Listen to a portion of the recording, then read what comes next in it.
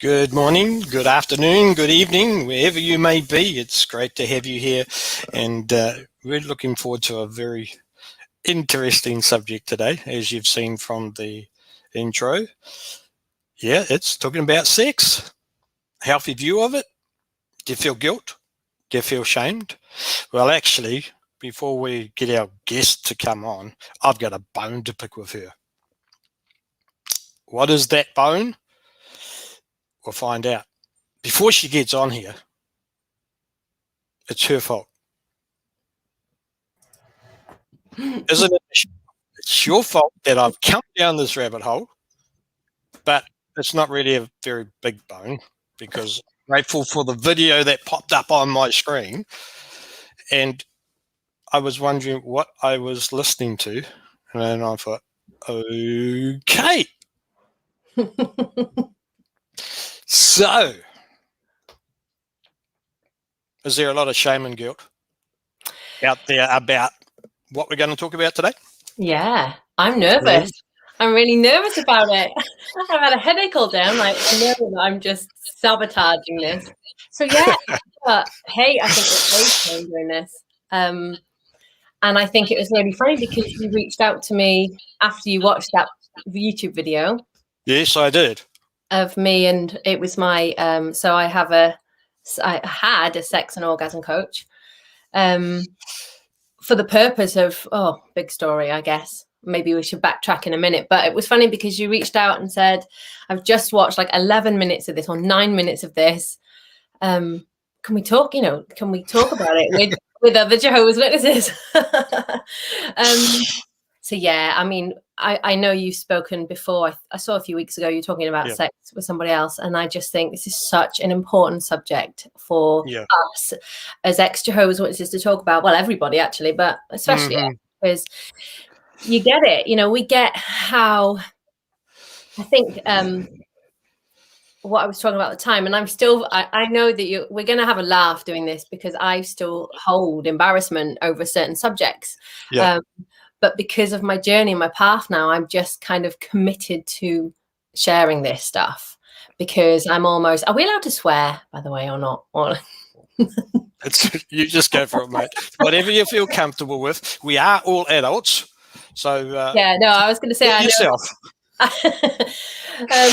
Well, it's sort of valid what I was going to say, but it's like, fuck this, like that we have to get rid of this now. And grow up and know that our bodies are our bodies and they bring us pleasure and we are allowed to do certain things. But yeah, the subject is huge, so I don't know where you want to start. Well, I'm going to tell a couple of stories because I guess I was watching one of your videos last night with regards to how did you put it? It was shame and no, it's just slipped my memory. Looking at some of the things that we used to do and how we wouldn't say certain words. Yeah. And then you came to a realization that, just a minute, it is, and I can't remember the word, but yeah, there's things that I know when I was growing up. And even the house I'm living in at the moment, a couple of gay ladies are here. And there were times when I would get laughed at big time. And I'd be looking at them going, what the hell are you talking about? Right. So I clean carpets, okay? And two gay ladies here. One had a mat, which was quite sentimental. I think it was her dad who made it. And she wanted me to clean the rug. And I said, yep, not a problem. So I went and cleaned the rug. And I said, yep, Nita, your rug's cleaned. And she burst out in laughter. And I'm going, it's a rug. Little did I know until she goes, Shane, you do realize you're talking to a gay lady and rug has a different meaning? I went, no idea. And she goes, yeah, I'm what they call a rug muncher. Oh, my goodness. And I'm going, okay, what's that mean? And the other flatmate, she was sitting on the her lazy boy watching a bit of television. I walked up to her and I go, oh, how's your pussy? And once again, even though there was a pussycat sitting on her lap all she just burst into laughter and go, okay, what have I done now? And even with a client, I'd done a job for her and rang back and checked. And in the conversation, now this got to be very naive on my part because I had no idea. She had this lovely pussycat in the house. And I said in the conversation, once I checked up and the job was done, I said, how's your pussy? And I look back on these things and I'm going, oh my goodness gracious me. And then your video came and I'm going, okay, there's got to be more to this. Yeah. So I invited you on so we can be enlightened, because I've started to learn, especially in the last 3 months when I first saw your video, that there's a real need to talk about this stuff and get an understanding that we're not in the J-dubs. We're here in the real world where people are living lives, and even in the real world, there's still problems with using words like pussy and a number of other ones that you can enlighten us on as we go through. And we want to make sure that we have a proper, healthy view on this thing. Yeah. And I mean, we laugh and joke because I still find it awkward, I guess, to use the word pussy, but it's bigger than that as well. You know, these are just words. I mean, we weren't allowed to swear. We weren't allowed to say anything. It's funny that I even asked, you know, I just thought, I know people get offended and it's almost cringy. And I feel my body like, oh my goodness, it's cringy. But that embarrassment that we have is shame. Like, embarrassment is shame. And it started when we were kids and we weren't allowed to touch ourselves. And I mean, I was told I'm dirty, bad, disgusting. And that carries, especially, I just shared a post on Facebook. I just tagged you and said that we're coming live. And I just said, you know, if we could go back however many years, 30 odd years to being the good little Jehovah's Witness kids, but horny, because, you know, we didn't know what to do with that. Yeah, we weren't. Yeah. Human, especially when you're reading sort of Bible stories that kind of hint at some things that are quite, you know, I probably wouldn't even show my children, but so it's like we were shown these things, but it's like bad and dirty. Don't do it. Yeah. So, but I suppose it's worth talking about, and I know I'm not going to be on my own. It's just to share my story, I suppose, around this and around being a young teenage girl who was horny. I didn't expect to say that, but like, and touched myself in shame and did these things. Like, my mum caught me once, actually, I think, but I talked to her about it now. But yeah, we it's unspoken in most families. I'm not saying it's like this for everybody, but what I did, I carried that through my life, through my marriage. So I got married young because that's what you do, right? Because you have sex. And of course, even oral sex being banned or not allowed. I remember, and I share this again with that slight cringe, but let's just talk about it. I wanted to do it, but I wasn't allowed. So when we did fumble around trying this stuff, it wasn't fun really, because there was a huge amount of guilt, you know, that people was watching us. And so then when I left the Jehovah's Witnesses at 22, my life was turned into slight debauchery, really. I turned to drink, I went and did everything. But again, there was carried with that. It was so much guilt and shame unconsciously, as well as sort of being touched inappropriately by an elder in the congregation. I've never shared that story as well. So, because I don't know whether many people, I'm going to say here, but I sued the Jehovah's Witnesses with a few other people. And we were the second people in the UK to do this, and they settled out of court. So we more or less won the case. There's lots of story to it, but they offered me more money to stay silent, which I love to share, the fact that I was able to say a big, like, no, thank you. You know, I don't think I've ever had more pleasure than that, saying, no way, you're not buying my voice. Like, absolutely no way. And, but because all of that was part of it, I couldn't say no to, this person sort of touching me inappropriately. It's just so big, this subject. Yeah, it is. And so, yeah, talking now about, so it was only last year, my second marriage failed. And, I've kind of had a big wake up call to life, and was told, I've sexually, I shut down my desire in my marriage, because I realized now I didn't know. I suppressed it because I just wasn't dealing with the trauma of anything. And that's when I got someone to help me, someone who sort of specializes in Tantra. And again, that's just a label, but there's a lot of practices, and it doesn't mean what I thought it meant, because again, we carry whether you've been out for a long time or not, everyone's going to be in a different position with this. Some people probably absolutely fine, no shame at all, which is great. But for me, it just suppressed so much of it. Like it was always like and women these days as well, to say that you want to have sex or you like to touch yourself, there's a stigma behind all of it. And that's why I just think even having this conversation is going to be helpful. So I did, I read this book, and I do recommend the pussy book that every female or every woman reads it, but also, I just think flicking through it as a guy as well, to actually understand your partner and your partner's body. She reclaims the word pussy because, there's all sorts of, I joked on a video the other day with someone. I think we called it, when I was a kid, we called it a front bottom. So for women, it was front bottom, which is not the appropriate anatomy. It's like, it's not. And even women today as well call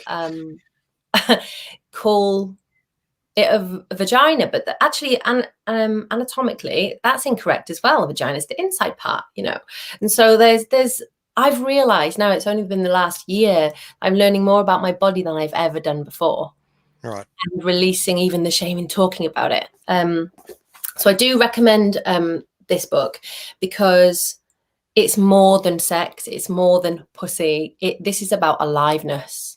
This is about that emptiness that I, for one, have come out of that religion and always trying to seek and find something to fulfill me. I turn to drink.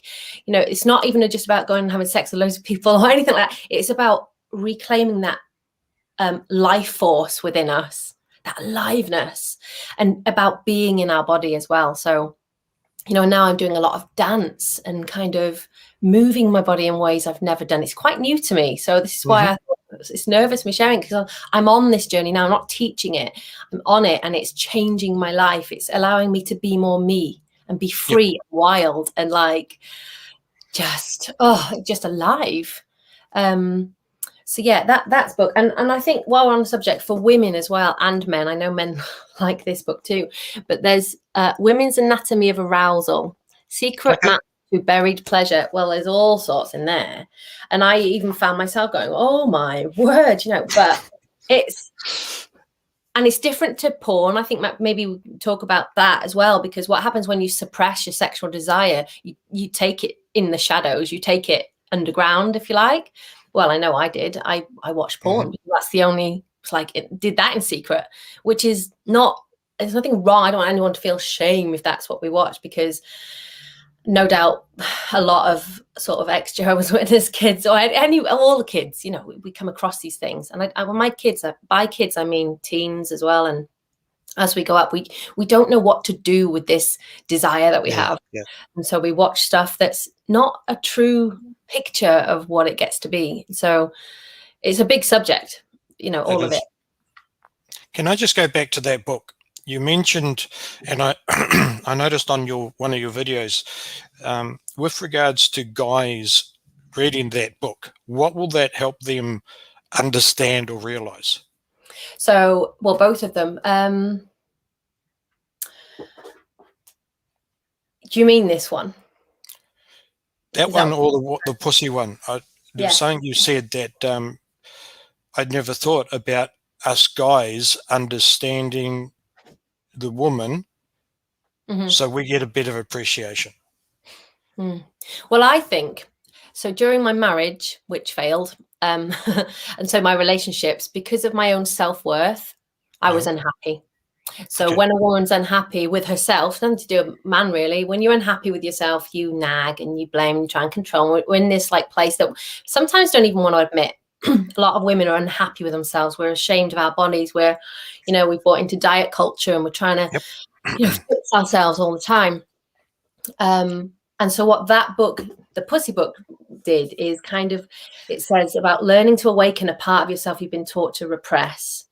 And I'll read the back. See that pussy is anything but pornographic. It's actually the seat of all feminine power and pleasure. And cracking the confidence code. And understanding that sex appeal is an inside job. So codependency is another thing that it's like I thought I needed a man to complete me. I thought I needed this. We're always searching outside of us, and that's the whole world's doing that at the moment, but it's codependency. And whereas what sort of this, first of all, the Pussy book, and she's used the word pussy because she's reclaiming that kind of, it's almost shocking, isn't it? But it does cover the word. It's better than front bottom, like and it's almost that dirtiness or that like, oh, that's why I want to do this as well. I want to shock people into like, we have bodies, we are allowed to touch them, we are allowed to experience pleasure, and when we do that in a healthy way, we also have good relationships. We become abundant in our life because all of the knock-on effect is that we own ourselves and we're able to go out into the world and do what we're here to do. It's massive. But the other one, the Women's Anatomy of Arousal, I think it's more important for women to get to know their own bodies so that they can tell a man. But I mean, having a partner who understands a woman's body. I'm talking about an anatomy, really, just the basics. Did you know, for instance, that there's 3 types? Well, I think I'm right in saying this. Again, I'm not a teacher with this, but a lot of the time, men go for the clitoris to go for an orgasm, to make a woman have an orgasm. And there's cervical orgasms, there's G-spot orgasms, but women are multi-orgasmic, and some men know this and some men are good at this. But I know for me, I used to have these things, but unconsciously I didn't know what was actually going on in my body. And this is all about literally getting present with ourselves. And one of the processes I had to do to release shame, first of all, and any trauma that was held in my body. I haven't got it with me. I thought it would be a bit too much, but I've got like a apparatus. It's a dildo, but then I used to think, oh, dildos, and you've got like a picture of them and what they're used for, whereas it's a lovely rose quartz, and it's used for a process called de-armoring. Well, it can be, and which is just. It's not like what you think. I'm going to do hand actions. It's not like just doing something for instant gratification, like, what often we can do. It's about it's being really present and reawakening the sensation within our bodies. For women, I'm talking about. I'm not clued up on men, but I do know as well. There's some information in this book about men. On every few pages, it says hot tips for guys. And wow, I'm learning about some stuff, including men learning to send their sexual energy up their spine and experience all sorts of multi-orgasmic pleasure. I didn't know this stuff. I've never, okay, I'm typical joking kid.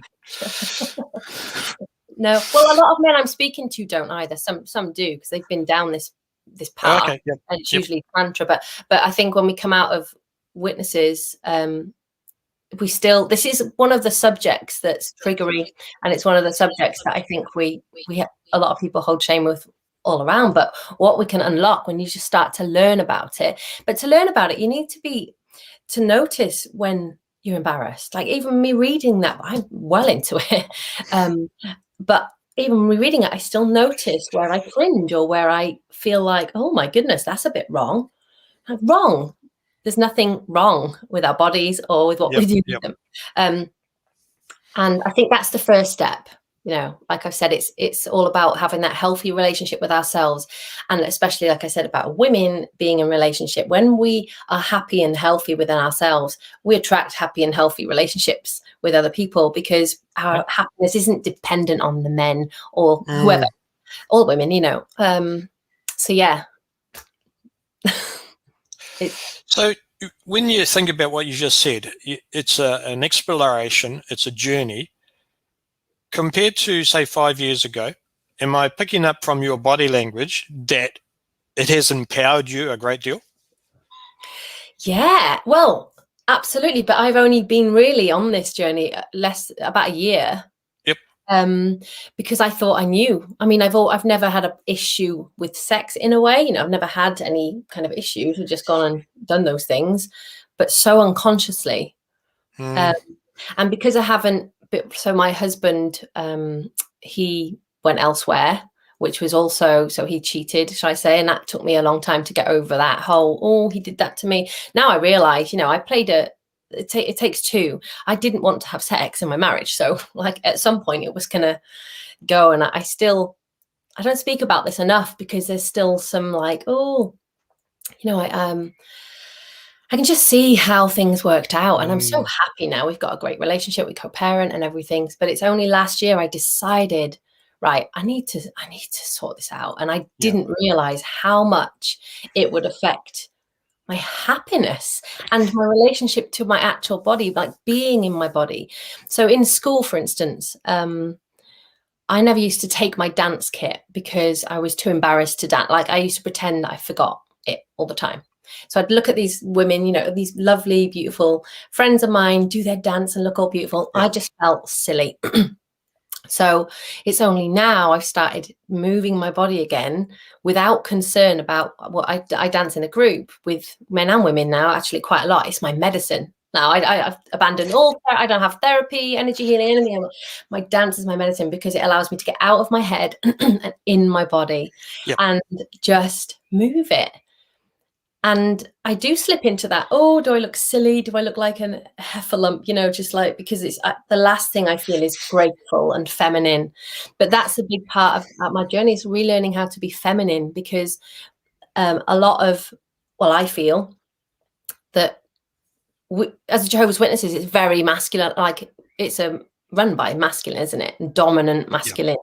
People say patriarchy or whatever. So women are nothing. Nothing within the Witnesses. But also what I've realized is that looking at the masculine energy, I've been very masculine as well, been very not feminine, which is more about grace and flow. I think of Mary Magdalene. I know it might trigger some people, but you know, if they're not religious at all, but that energy, whether you believe in that or not, that energy of the beautiful young woman, who, by the way, I'm learning that she was trained in the magic, the sex magic of Isis, Mary Magdalene, which is just so funny because I think I shared this before, and you need to take what resonates with this. I'm not saying it's absolutely true. People do their own research, don't just listen. But there's a book here. It's The Alchemies of Horus and the Sex Magic of Isis, and it talks about Jeshu, so Jesus and Mary. They were on this tantra stuff. You know, it wasn't like they used their sexual energy, because you can harness the sexual energy well, you don't have to even do it with touch, what I'm learning. So what I'm learning now is that people, and I'm probably skipping into all sorts of subjects, but they're able to orgasm and have extreme heightened consciousness as well as pleasure without even touch, just using the energy, moving the energy. Some people have heard of Kundalini awakening, which is the Kundalini energy going up the spine in the some of the Hindu, well, people around. I know somebody who's having a Kundalini awakening, and it is awakening this dormant energy that is our life force. I mean, we're not even touching the surface, I don't think, as humans, with what we can actually do with our bodies.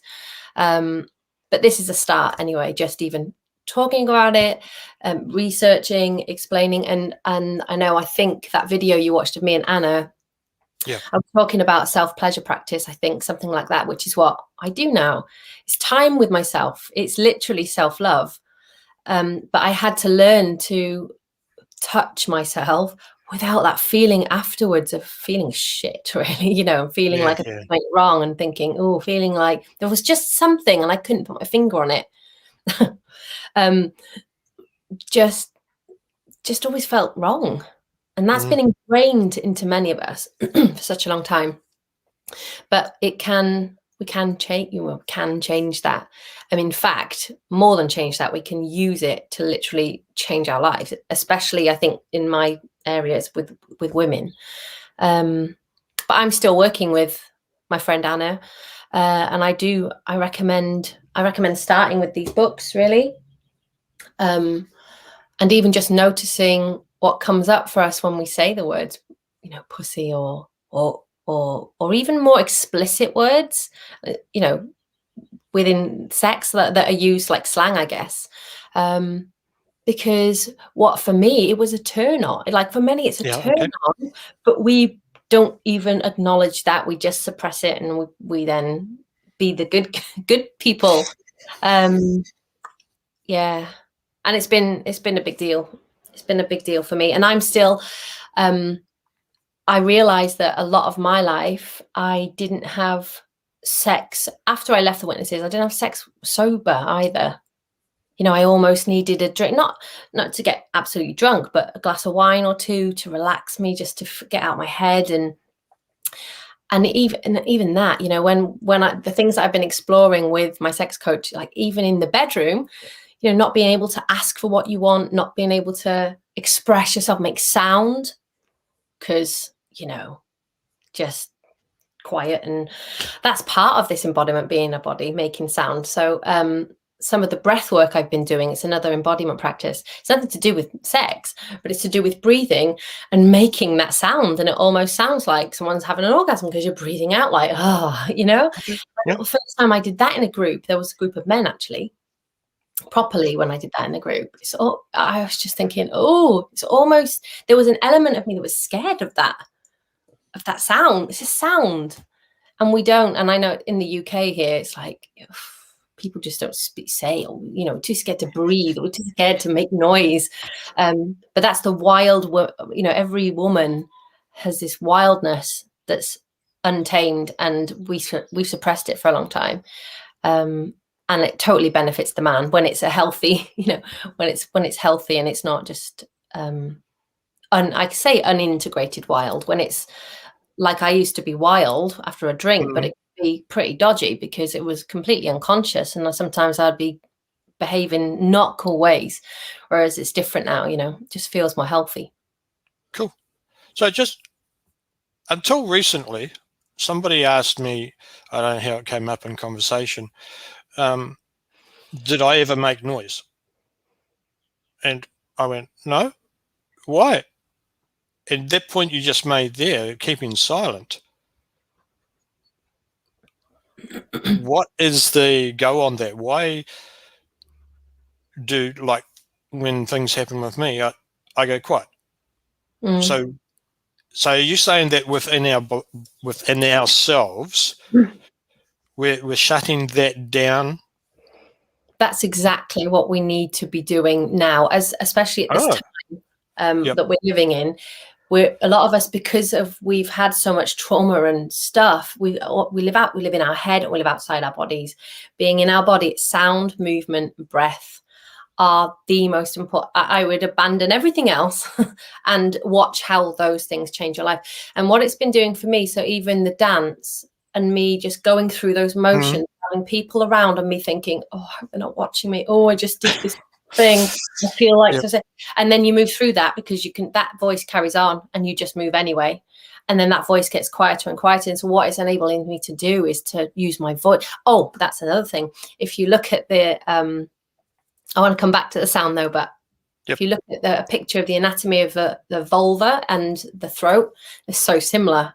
And if you think about a woman's vulva, which is the proper word, gets wet and it gets dry, and our throat get wet and gets dry. And there's a distinct correlation for me, it has been definitely, but between when we unlock that sexual desire and our throats. We've been suppressed. Think about, we couldn't speak out as a Jehovah's Witness. We couldn't question things. We couldn't be ourselves. And so all of this work is connected. And I've noticed the last 6 months for me, my voice is like got a mind of its own now. I really feel free in what I say. I've lost the need for approval from other people. I speak my truth. And at this time we're living in, I'm doing that, and people might not agree, but do you know what? That's okay. because it's me, and I'm allowed to be me. Did you expect that side effect? Pardon? Did you expect that side effect? To be able to get you? Yeah. No, not really, because I thought I was doing, I've always been quite vocal, I guess, but not in this way. I've always sort of worried about upsetting someone. I realize now this is part of this. The word empowerment's a bit there because it's overused, I think, but it is that. It's that. I like the word sovereignty. So that's kind of my word, sovereignty, because the only time I ever heard the word sovereignty was Jehovah. You know, he was the sovereign God. Yep. And everyone else was like not. And now us humans are actually need to be sovereign, which means self-governing. We lead ourselves. We think for ourselves. We create our lives. You know, we make these choices. And this is all part of it, but it doesn't need anyone else to do this. Like, we don't need a partner to do any of this. Now, it says in that book, actually, the best thing to start on your own, because again, you can do this on your own. You don't need to be dependent on anybody else. But sounding is, and it's interesting that some of the chakra work I've done in the past as well, and people make like you know, like there's ants and things. I've not really been into that, but I know there's different sounds, and that it's like we're okay with doing those things, but when it comes to actually getting primal, so I want to share. In the last 3 months, I've been going to this place that's allowing me to do this with women and men. One of them is called a shamanic trance dance. That's just a label, what they've called it. But there's kind of tribal music playing. It's like the drum, you know, really tribal music. It's not my type of music, but it did something to me. It's almost like activates this. I don't know what it is. And so you kind of move and you kind of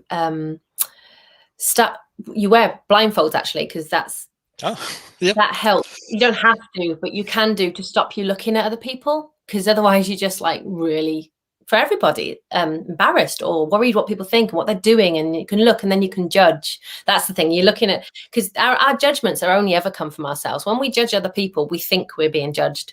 So it works, this judgment thing works both ways, you know. But I started off, I just put the blindfold on. I thought, right, I'm just going to have this experience of just seeing what happens.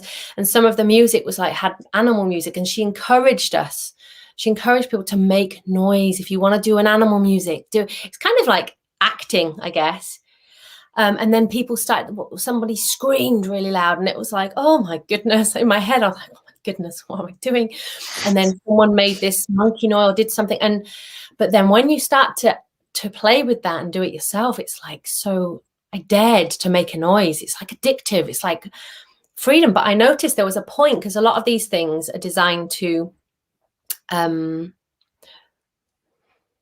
a point in the music. So some of it's kind of really soft, and then it moves into like it's called a chaos part, where you can get quite angry, and it's amazing for releasing anger, you know, just like rah!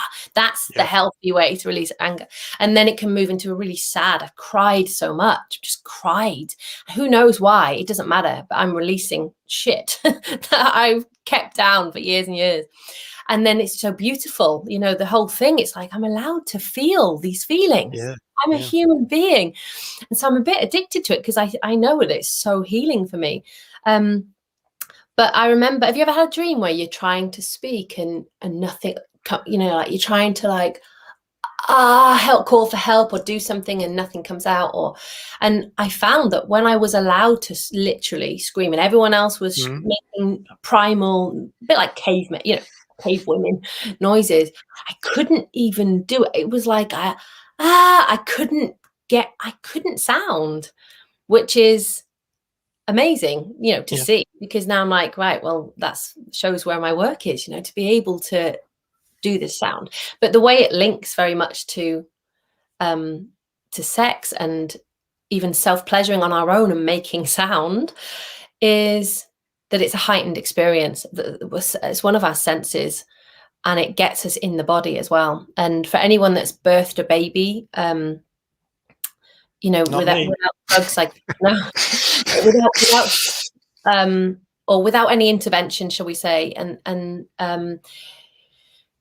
you're doing exactly the same thing. The sounds that come out of a woman, they're not her. It's like your body needs to make those sounds. It kind of carries some of the intensity away. And those sounds are the exact, very, very similar sounds to what gets the baby in the first place. And women, which is why it's another story, but hospitals, often we worry about making sound. If someone's concerned with what people think, which is what people with low self-esteem like me did, always worry about what other people are thinking of me.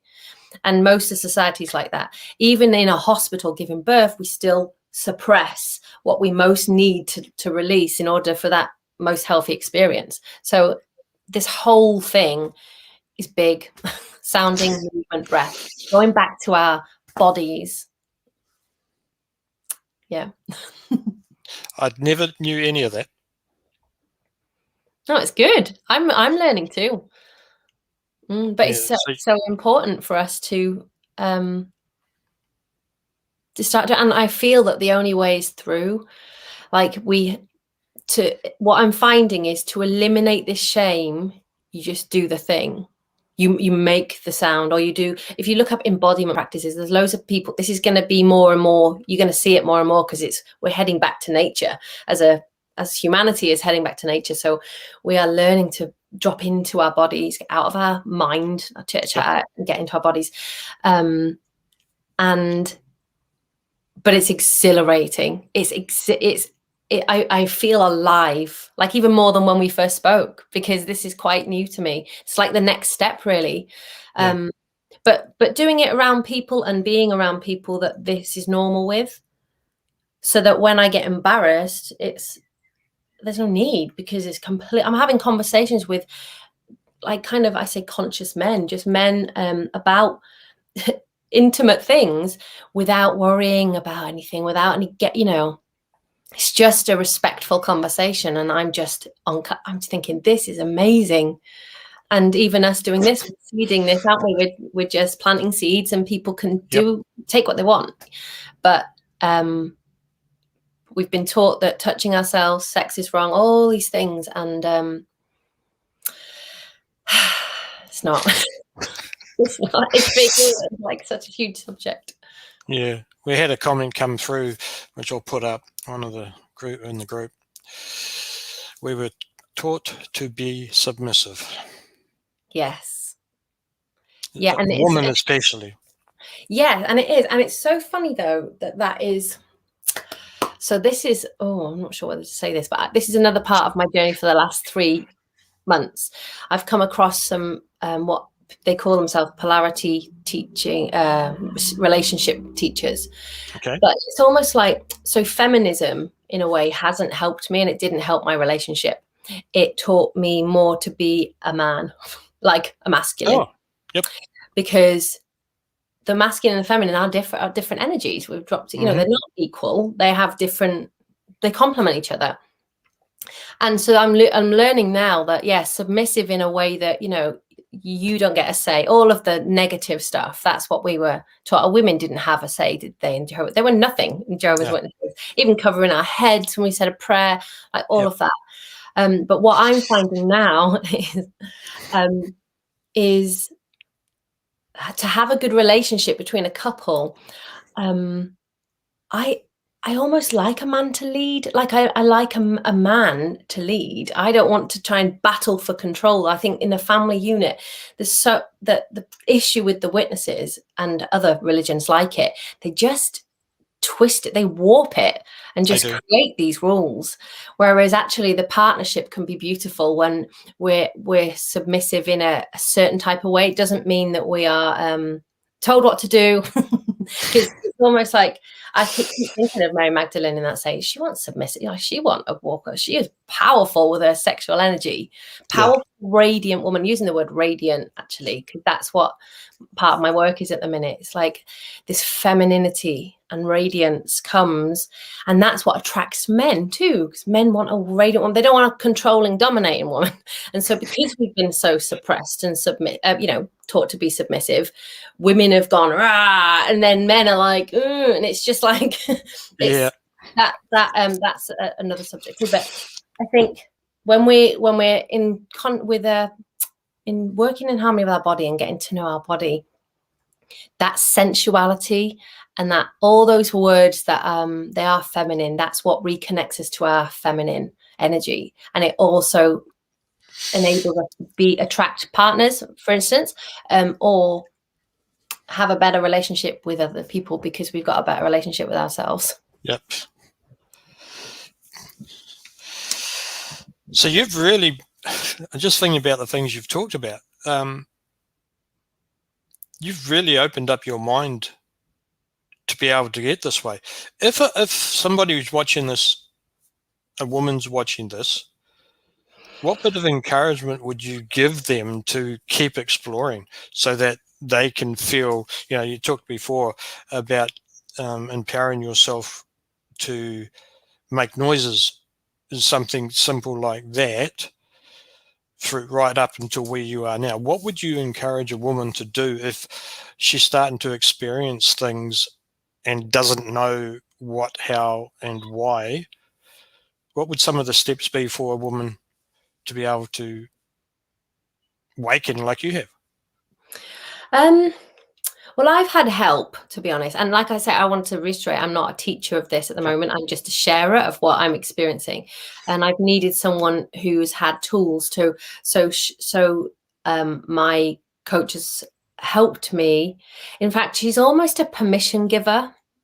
Mm-hmm. And I use that expression because I think, well, none of us need permission, but when someone else goes first, it gives you permission. So she used to sit on a call with me and we used to breathe, and she used to say, right, imagine breathing in through your pussy. So you're breathing in through your pussy. So it's deep breathing through your pussy, and then making a sound out, like I'm even embarrassed to do it now, but like a sound, not even like that. I'm not going to do it. That's right. I'm still like, oh God, if Anna was here, she'd be going for it now, like a Harry Met Sally type thing. No, but what she did, she then recorded something for me as well, so I just got used to doing it on my own. And then you get out. I'm in my head, that's why I'm not able to relax and fully do it. But getting in our bodies just by breathing in and breathing out and making a sound, even if it's a sigh, like that's what we do when we sit down after a busy day and we do that. Why do we do that? Why do we make that sound and breathe?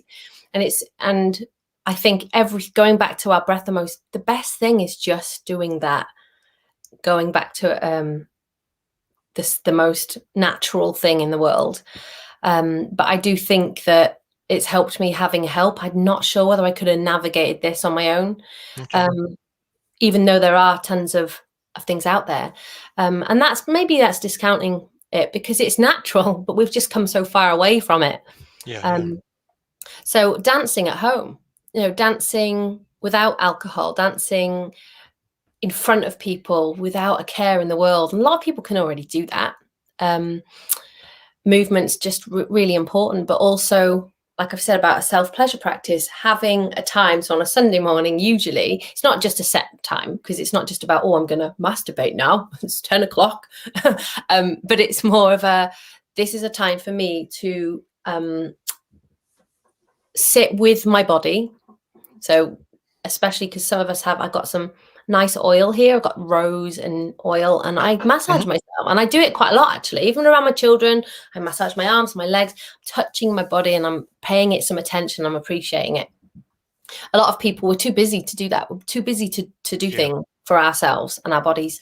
But what it's led for, and I've kind of always done that, but what it's done now, it's a deeper level, getting to know your body on a deeper level. So for instance, my stomach, where I've gained weight and I've got every time I look in the mirror, I'm like, oh, look at that, look at that. I'm learning to love it, and I talk to it and I massage it, and I'm learning to love this body rather than diet and try and fix things. This is another ongoing journey as well. But then when it comes to self-pleasure or just touching ourselves, but not for an outcome, not to try and have an orgasm, not to for any other, that's a big subject as well in sex. So in sex, it was always about the outcome, and then there'd be this whole thinking thing. Oh, is he ready? Everything was such a dialogue. A lot of sex is a dialogue in our heads, whereas presence and being in our body is where everything is, that sensation, without that need for anything else, just that being in the moment and experiencing pleasure. And like I've said, what we do with that energy is, I'm still learning this, where to send it and how to be multi-orgasmic. And who doesn't want that? Because why not? But in my personal life, I know you can probably see it in me as well, just since we started speaking. And I laugh because who'd have thought it was so simple to be alive and feel so alive? But actually, it's simple in practice. When we think too much, it was worrying what people think. And when we're self-conscious, low self-worth, it stops us doing it. It's actually the most simplest, of stuff. But what I like in this Pussy book, when she talks about this, that she talks about her own journey and how, I can't remember, she was a single woman, very much, focused on the world, about career and doing things, not really focused on herself. And she had to date herself. She had to buy a bunch of flowers. She got given homework. Someone told her she was really kind of dead and go to an acting class. So when she went to an acting class, she told, because that is actually quite expressive as well, isn't it? Quite, it's sort of linked to the same sort of thing. And when she went to this acting class, they said to her, look, you've got no kind of lifeless, like, this is what you need to do. And they told her to clean her house like the most important person in the world was coming. Sort out your house, make it really, buy yourself some flowers, buy the best food, like the most important person in the world was coming, and that person is you. And that's what she had to do. And then literally light some candles and look at her naked body in the mirror and just love herself, talk to it instead of berating it, talk to it, massage it. And it started this huge thing for her. And that's probably, to answer your question, that's probably one of the most important things for anyone. Don't wait for a man to buy you flowers, or not saying we don't need men at all, because I'm not a feminist. I want to make that quite clear, because we do need men, I think, and we all have our roles. But this is about becoming a happy, healthy woman, and then everything else falls into place. Yeah. And I've experienced this, being an unhappy, miserable woman and blaming everyone else, and blaming the witnesses, blaming everybody, rather than take that back. But the sound of the movement, the breath, has allowed me to not just pretend it. I was doing a lot of mindset work, a lot of changing my thoughts. I spent a long time doing that, not realizing the thoughts are still bloody there.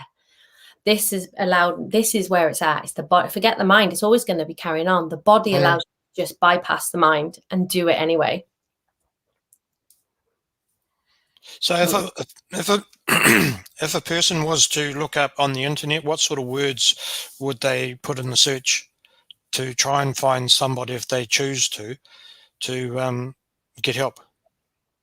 I reckon embodiment. Embodiment. We kind of, and I don't know if you know this from everyone in the group, there's a lot of mindset people. We've done a lot of mindset stuff, haven't we? Trying to positive think and do all this stuff, and I think that now it's been helpful to us as humans, but I think that's going to go out the window. It's this embodiment, it's being in our bodies and getting back to that primal energy. And I know there's for me, I've got lower back issues when it comes to the energy centers as well. A lot of this is down. Sometimes we can have issues with our lower back, especially when there's a lot of shame and there's a lot of stuff. But a lot of this stuff will move it through, because it moves energy. Like I said about making that sound and getting angry. There's lots of different therapies. There's somatic therapies as well. I think people probably more familiar than me with this. I'm learning this, but when we rage and when we find an outlet to express that, like roaring and really getting angry. That's one thing my coach made me do on a call. She made me she put some music on. It was like Rage Against the Machine or something, wild music. And I had to literally, I was sweating with just getting angry, and it was so therapeutic. And recently I've not done it yet. There's a meditation that people can do. It's not like meditation like this. It's called an Osho meditation, OSHO. I might send you the link actually, because I know. Put it in the comments. Yeah, but you got to do things for 15 minutes. You make noise for 15 minutes, literally. you're moving, and you're literally making angry sounds. I hear people do it. I've not been to it, but it's just so powerful to get out all the suppressed stuff that's within us. So yeah, embodiment will be the word. Okay, cool. Just had somebody ask, and I'm going to put you on solo on the screen. Can you show us, and while you're showing us the pussy book, tell us what it's called? Okay. Sorry. No, that's all right. To think what you asked me. Okay, so pussy, a reclamation. Started to get a bit hot then. Thomas Howard. Oh, I can't do it. There it is. Okay. Yeah. And then the other one, I recommend a few. The Women's Anatomy of Arousal. Yep. Secret Maps to Buried Pleasure. But I think that's great. But the same, that doing it alongside, just starting it, but with the intention to release shame, but notice where it comes up. Notice where you're embarrassed, and notice what sort of triggers you've got going on, because embarrassment is shame, and that's what we're got to drop. That was the phrase that I was trying to get out, and I couldn't think of it earlier on. Embarrassment is shame. Yeah. What made you realize that? Just at how embarrassed I was at talking about things that I really want to talk about. Yep. Like, I would be able to sit here and do that breath and do it, and now I'm going to look back and think, Michelle, why don't you just do it? You know, that's my, I'm quite an honest, open person. But do you know what? I own that as well. There's no shame in having shame. That's the important thing.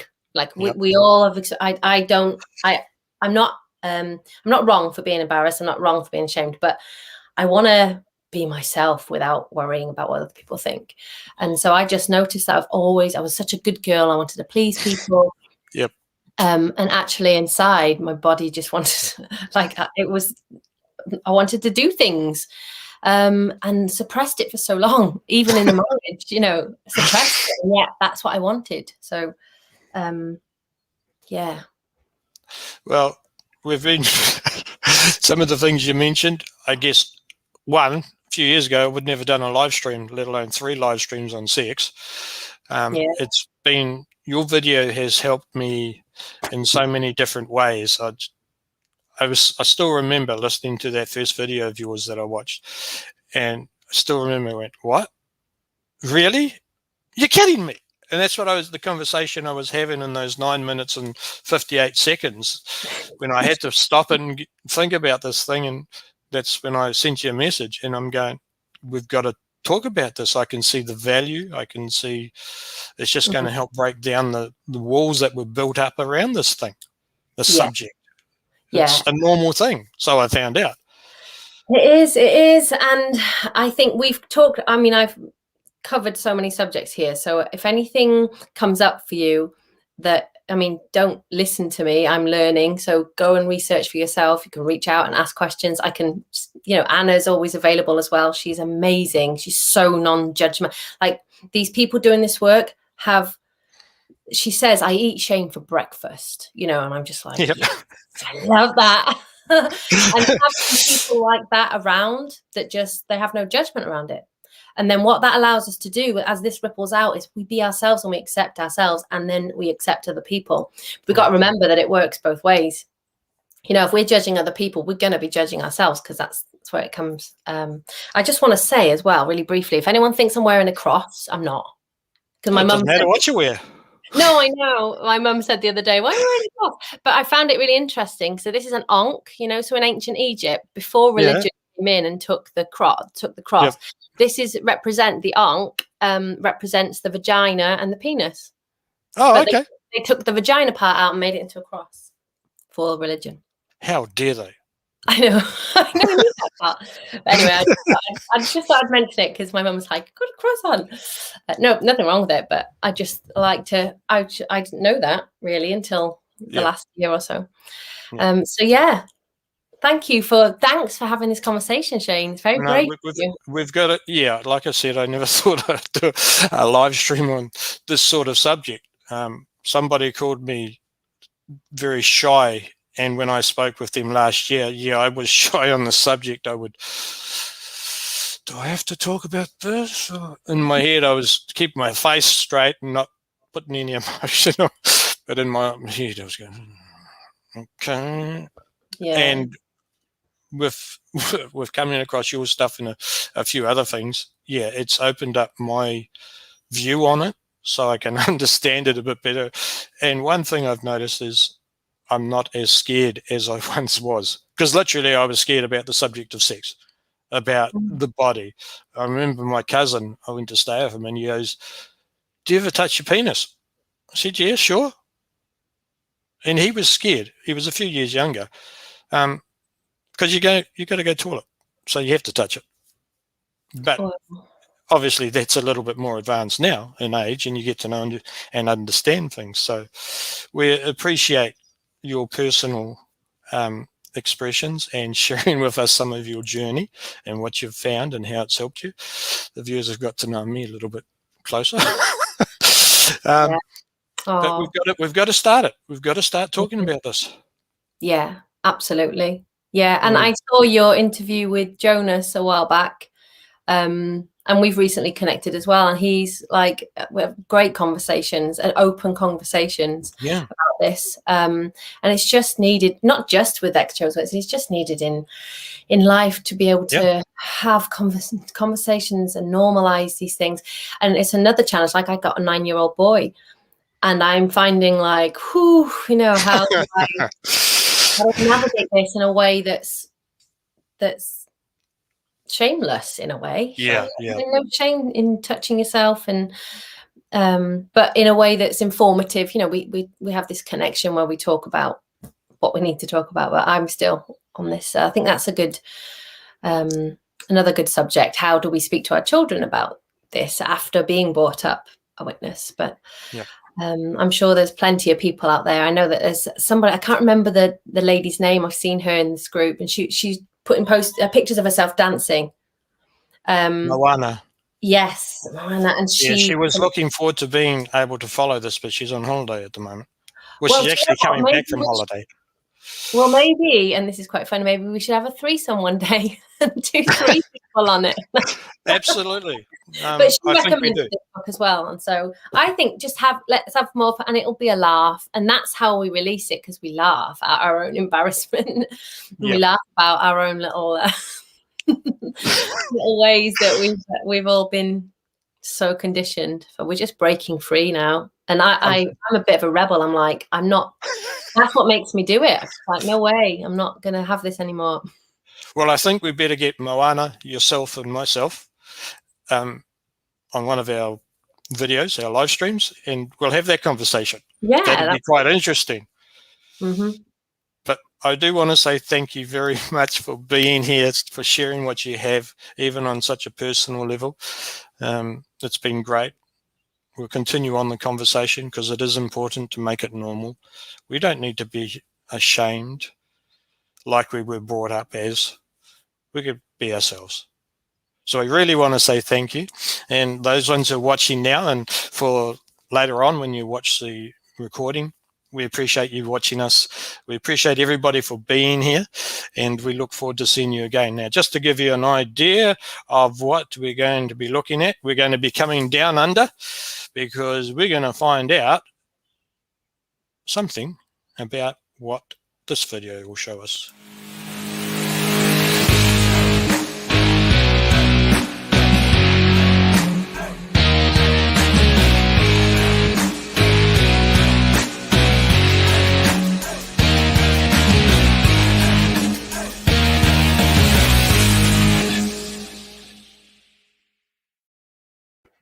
So yeah, who has moved on?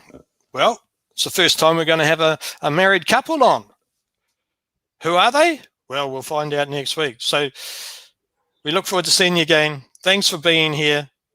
Keep safe, and we'll catch you next time. Until then, enjoy your weekend. Bye.